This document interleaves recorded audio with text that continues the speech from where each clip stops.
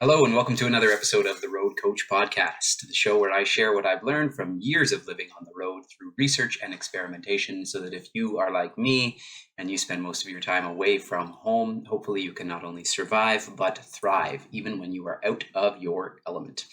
And today I wanted to do part two of my quitting smoking series. The first episode that I did last week was about the effects of smoking on your health, all the negative things that happen when you smoke, and this is something that I'm trying to do, is stop smoking in my life. And so it was a good reminder of all of the reasons to do so. And on this episode, I wanted to talk about how do we actually quit and what happens when we do, what are the health benefits, how quickly do we regain everything that we've lost, and what can we regain. We discussed in the first episode how the damage that is done to the alveoli in our lungs is permanent. So whatever damage you've done to those little air sacs at the periphery of your respiratory system never actually repair. So for there, the damage is done. But most of the other things, most of the other causes of damage that we do are reversible. So if you're listening to this on your favorite podcasting app and you like what you hear, please share it with your friends. Check out our YouTube channel, youtube.com/@the-road-coach-podcast, so that you can see what I've got up on the screen as I go along. And if you'd like to support the show, please visit us at patreon.com/the-road-coach-podcast, where you can support the show and help me continue to make episodes for you.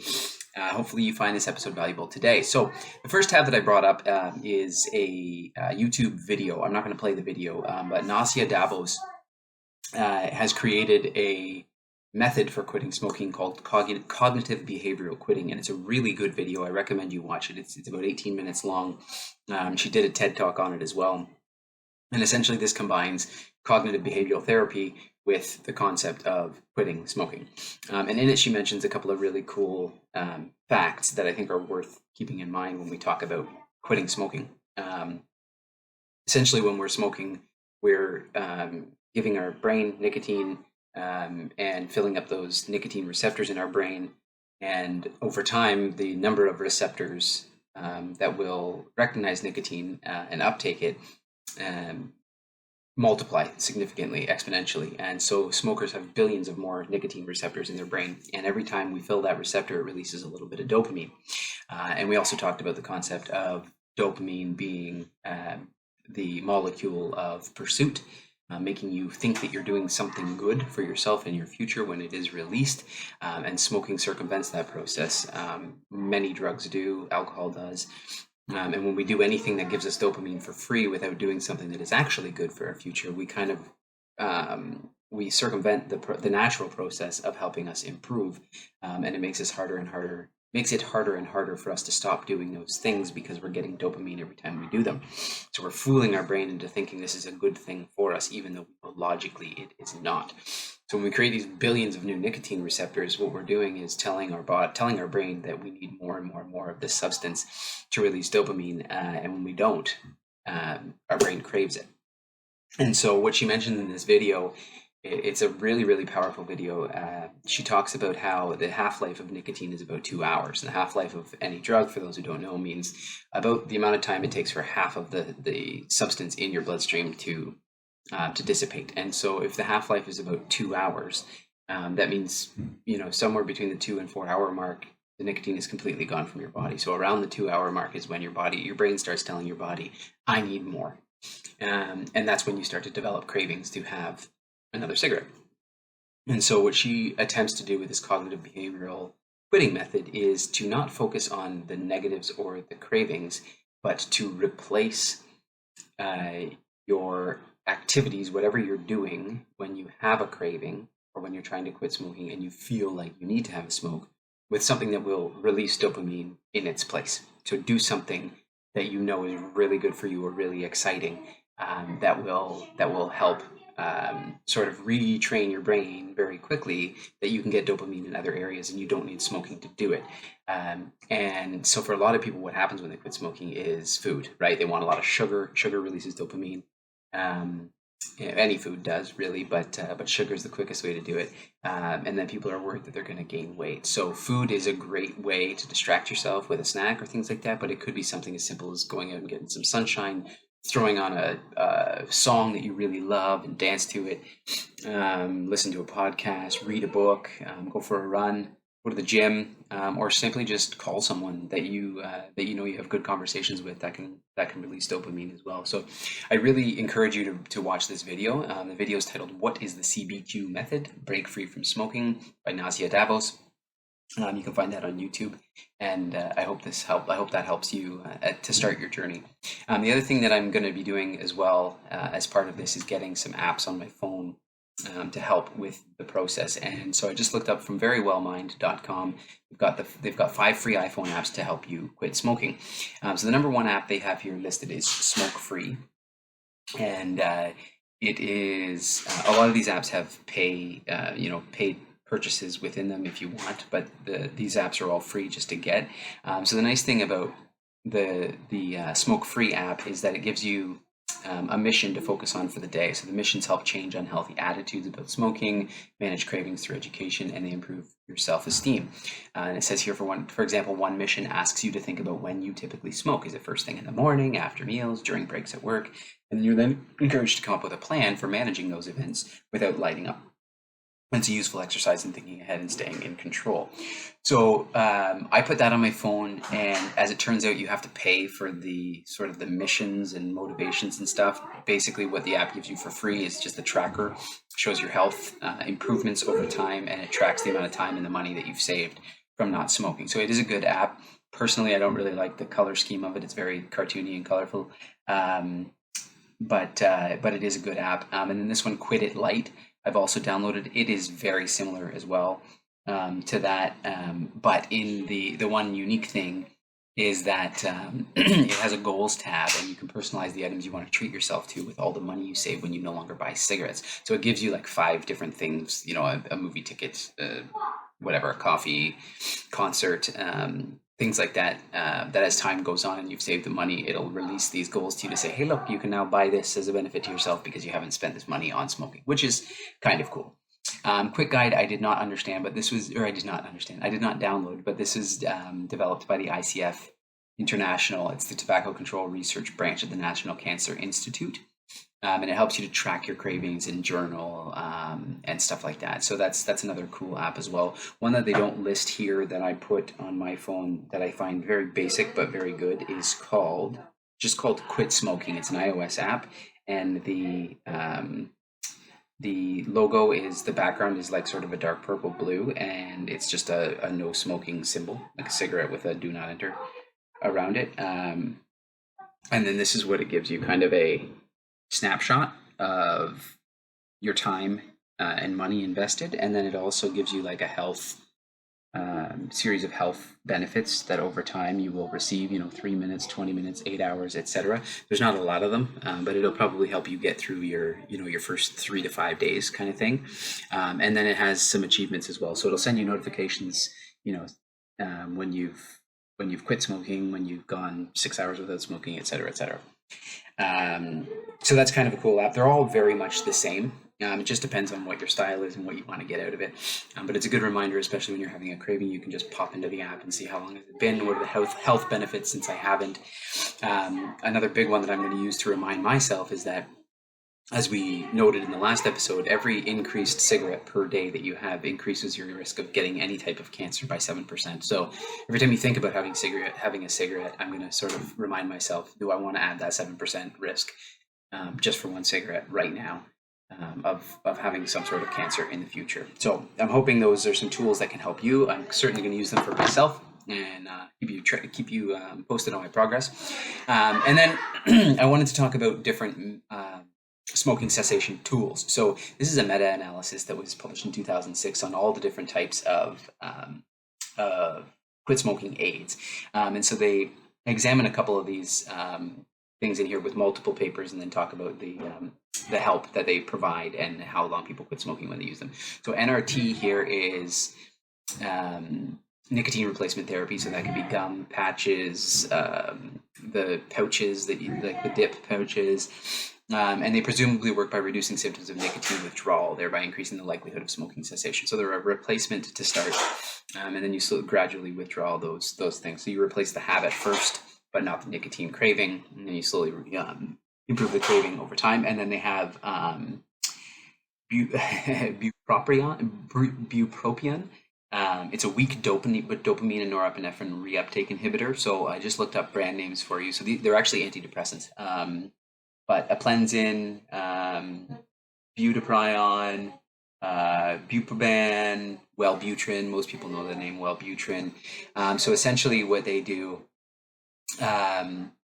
is they inhibit the ability for dopamine and norepinephrine to be reuptaken into the brain. So essentially, by taking them, what you're doing is when you smoke, you won't get that dopamine hit as much from the cigarette. So the idea is you're gonna dissociate the act of smoking and the nicotine intake with a dopamine release, and so in that sense, you won't get the same benefit from smoking. So over time, you should be able to stop smoking because you're not getting any benefit from it, essentially. So that is the second one they looked at, and then the last one they looked at is called varenicline. Or varenicline, I think it's varenicline, nicotinic acetylcholine receptor partial agonist. And so what that essentially does they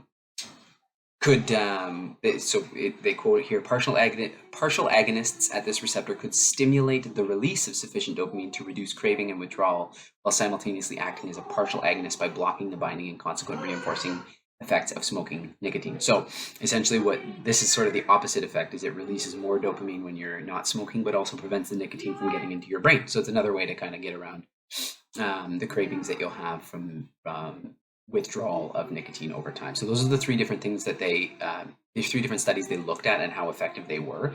And then, so that was the conclusion. They were all helpful, which is good. But I wanted to go up to show you some of the benefits here of each of them. So when we get into, nicotine replacement therapy, they had 184 abstracts. They ended up including 70 studies. For bupropion, oh man, I'm having trouble with that one. Bupropion, they had 12 studies and in the analysis, and then for varenicline, they had 4 studies. So less data, the further on we go in that process, but they do have some good data here to show. So nicotine replacement therapy of any kind, gum, patches, pouches, whatever, versus control at 12 months.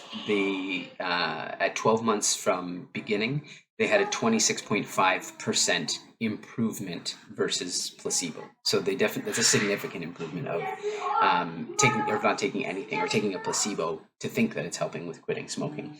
And then at 3 months, it was 55.5% increase. So in the shorter term, there's a significant increase in probability that you will quit if you use some sort of nicotine replacement therapy. So not something I'm going to do. I'd rather just get the job done. So I'm going to quit cold turkey. But these nicotine replacement therapies are a good, seem to be a very good help for those who want to use them to quit in that way. And if I am unsuccessful in quitting cold turkey, then I may absolutely look at some of these things as an option. Now, if they look at bupropion, here we go again. Bupropion, using that medication like a Wellbutrin versus a control, being at 12 months, there was a 71.5% increase in quitting. And so that means that this product tends to work even better than a nicotine replacement therapy. However, any sort of dopamine and norepinephrine reuptake inhibitor will have other effects on you as well. So it's something to consider. Obviously, talk to your doctor, but the data shows that it is effective. And interestingly, it's less effective. It's less effective earlier on. It's only 53.6% improvement at 3 months. So it looks like over time it gets better. Whereas with nicotine replacement therapy, over time it actually gets less effective. So something to consider there. And then varenicline, which would be like, sorry, I forgot to bring that up, but that would be like your Champix or Chantix medications that usually require a prescription. And they work by preventing the nicotine uptake into the brain and also releasing more dopamine all the time when you're not smoking. And at 12 months versus a placebo, they had a 20.5% improvement. And at 3 months, they had a 57.7% improvement. So they're similar to a nicotine replacement therapy, presumably because they're doing a very similar thing. They're just reducing the nicotine that you're receiving from smoking over time with the helps that you dissociate the habit with the result. So those are some interesting things that you may want to look into. They go into a lot more data here. Feel free to read the entire meta-analysis. And the meta-analysis is called Effectiveness of Smoking Cessation Therapies, a Systematic Review and Meta-Analysis. And then from there, I wanted to show a whyquit.com website. This is a stop smoking recovery timetable that I've used in the past, and I find it very, very helpful. If you just go to whyquit.com, it's a benefit timetable. It shows you literally time chunk by time chunk what's happening with you. A lot of the apps for your iPhone do this, but I find this particular website to be much more in depth and a lot more milestones along the way. So they talk about how at 20 minutes, your blood pressure, pulse rate, and the temperature of your hands and feet have returned to normal. At 8 hours, the remaining nicotine in your bloodstream has fallen to 6.25% of normal peak daily values, a 93.75% reduction. At 12 hours, your blood oxygen levels increased to normal. Carbon monoxide levels have dropped to normal. This happens to a lot of us just while we sleep, right? But we never get much past that if we're daily smokers. And so at the 24-hour mark, your anxieties have peaked in intensity and within 2 weeks should return to near pre-cessation levels. And at 48 hours, the damaged nerve endings have started to regrow and your sense of smell and taste are beginning to return to normal. And your irritability and anger have peaked at the 48-hour mark, and then it goes on 72 hours, 5 to 8 days, 10 days to 2 weeks, all the way up to years into quitting. So a year, 5 years, 15, 10, 20, and it goes all the way down. And then if you, at the 25-year mark, which is thinking way in the future, but if you get that far, if a 30-pack year ex-smoker, which is basically, just over half a pack a day, the thickness of your brain cortex have been fully restored to that of a never smoker. And at 20 years, if you're female, your excess risk of death from all smoking-related causes, including lung disease and cancer, is now reduced to that of a never smoker. At the 15-year mark, your risk of coronary heart disease is that of a never smoker, and your pancreatic cancer risk is that of a never smoker. So some pretty interesting facts there. That I wanted to go over.